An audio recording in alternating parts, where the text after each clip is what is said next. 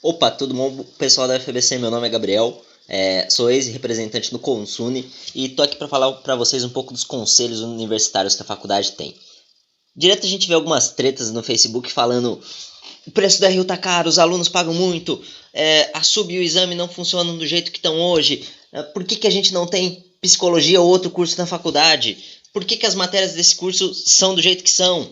E a gente vê diversas pessoas reclamando e começam a vir opiniões de todos os lados, gente culpando o universo capitalista do mal, que só quer saber de lucros, gente culpando Lula, gente culpando a Dilma, enquanto na verdade a maioria dessas coisas estão no nosso alcance para mudar e são resolvidas pelo conselho universitário. Ao contrário do que muita gente pensa também, o reitor ele não é a representação máxima da universidade, e sim é o conselho universitário. A maioria dessas coisas são definidas nos conselhos, e eu vou explicar para vocês como que esses conselhos funcionam e como que a gente pode atuar para mudar as coisas nesse conselho. Então, primeira coisa, a gente não tem só um conselho, a gente tem diversos conselhos. A gente tem o conselho universitário, o CONCEP, que é o Conselho de Ensino, Pesquisa e Extensão, tem um conselho em cada centro, e além disso tem conselhos de todos os cursos. E todos esses conselhos, eles possuem alguns representantes, ele funciona de modo representativo. Como assim? A gente vota para eleger os nossos representantes. Ou seja, a gente tem representantes docentes, representantes discentes e representantes técnico-administrativos. Essas vagas nos conselhos variam, geralmente os discentes têm em torno de 2 ou 4 vagas em cada um dos conselhos.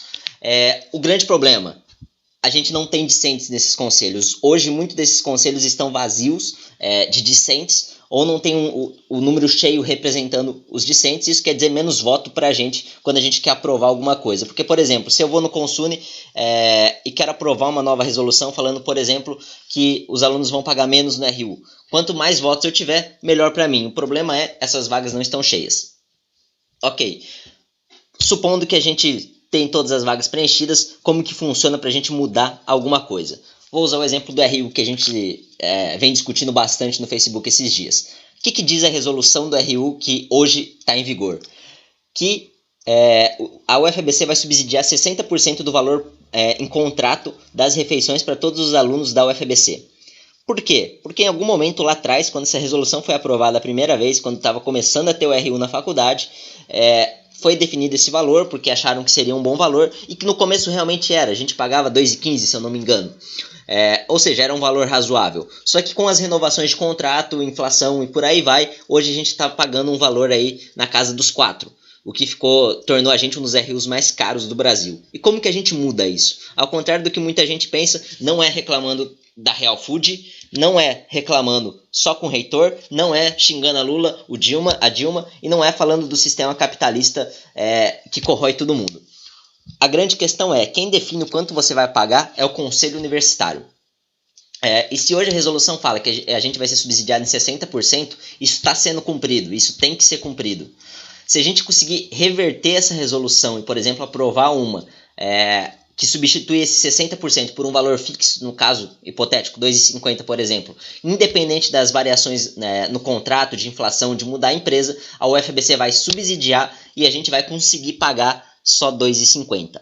É lógico que para isso valer a gente tem que aprovar, e para a gente conseguir aprovar essas coisas a gente tem que fazer pressão. Começando tendo todos os estudantes eleitos e começando a ter mais estudantes, mesmo os que não são representantes participando dos conselhos. Os conselhos são abertos, todos os conselhos, todos os alunos podem participar, e se você não puder ir no dia, porque geralmente as reuniões são de tarde, você pode ouvir tudo o que foi discutido no conselho. Todos os áudios são disponibilizados e abertos para todos os alunos ouvirem.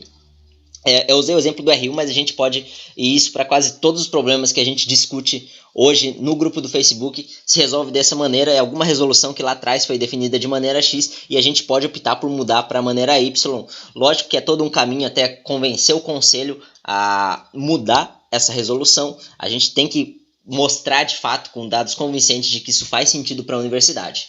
Bom, galera, é isso. Espero ver mais gente participando dos conselhos, porque, como eu falei, hoje os conselhos estão vazios, tanto de representantes quanto de gente interessada em participar para mudar as coisas. Espero ver vocês lá e que a gente possa reclamar cada vez menos no Facebook, e sim usar o Facebook como uma ferramenta de mobilização do que faz sentido, unindo gente de diferentes partidos ou do que for, em prol de uma universidade melhor, uma universidade do século XXI. Abraço!